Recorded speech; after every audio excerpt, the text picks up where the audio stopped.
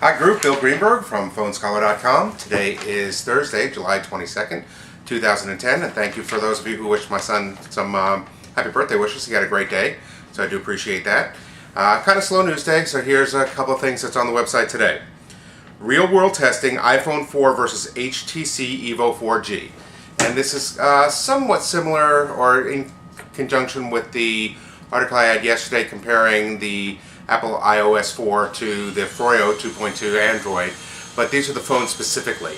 And Mitch Wagner, who is a writer with Computer World, borrowed a phone from Sprint, an EVO 4G from Sprint, and then compared it to his own iPhone 4, and he did the testing over a few weeks, so it's pretty conclusive. And these are the categories that he had on there: style, display, call quality, battery life, tethering, wireless broadband, camera, notifications, video chat, Google integration, which I'm sure you can guess which one won that one, multitasking, app choice, flash, and then the conclusions. So like I said, as you can see, he went over a lot of it and it's pretty conclusive. So it's a great article. It gives you an idea for those of you who are kind of looking which way to go with what. The one that really surprised me was the battery category was a tie, and he said that the EVO battery held up, even though the EVO battery has been getting a bad reputation. So I was kind of impressed with that. And then of course the final conclusion, well, just like yesterday, I'm going to be a bad person and tell you have to read the entire article. Interesting conclusion, so read the entire article, and I was also interested in seeing how many times each one won, because it was each one of them won a bunch of categories, so it was very interesting. Okay, heading up the rumor mill, I did all the rumors with the Verizon iPhone, so now we're going to do this one.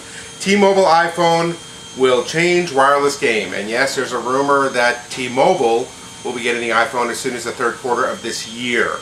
I guess the exclusivity deal with AT&T just has completely fallen apart, is the only thing I can guess. I don't know the insides to that, but it looks like that's what it's going to be. And so it looks like T-Mobile might be picking up the iPhone the third quarter. Now, it's an easier transition than Verizon, because T-Mobile is also on the GSM network, as is AT&T. And even though they're on the same network, it's not 100% the same. And it's just kind of like, I guess, electricity. This is not a great example. I'm sure somebody can come up with a better example. But in electricity, there's AC, alternating current, and DC, direct current. So both of them are a flow of electricity, but they kind of work in different ways. GSM, the AT&T and T-Mobile are kind of that way.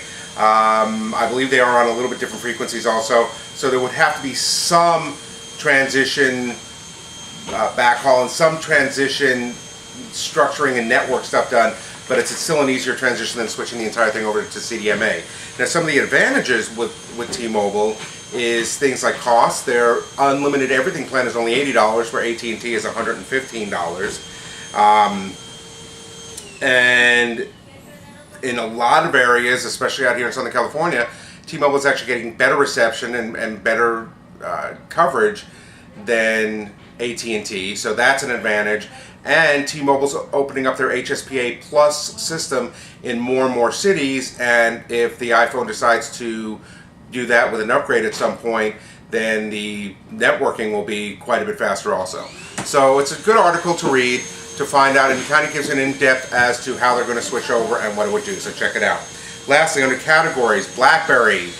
10 years of BlackBerry. Boy, it's hard to imagine. When I read 10 years, I'm figuring, wow, it's only 10 years? It seems like a whole lot longer. And then when you look at the article, and it's a rather long article, so you're going to have to take some time to get through it, but you realize all the changes they went through. I mean, they started with pagers and went through different types of pagers and different looks of pagers, then into the smartphones, and where they started from where they came to is pretty interesting. So 10 years of BlackBerry.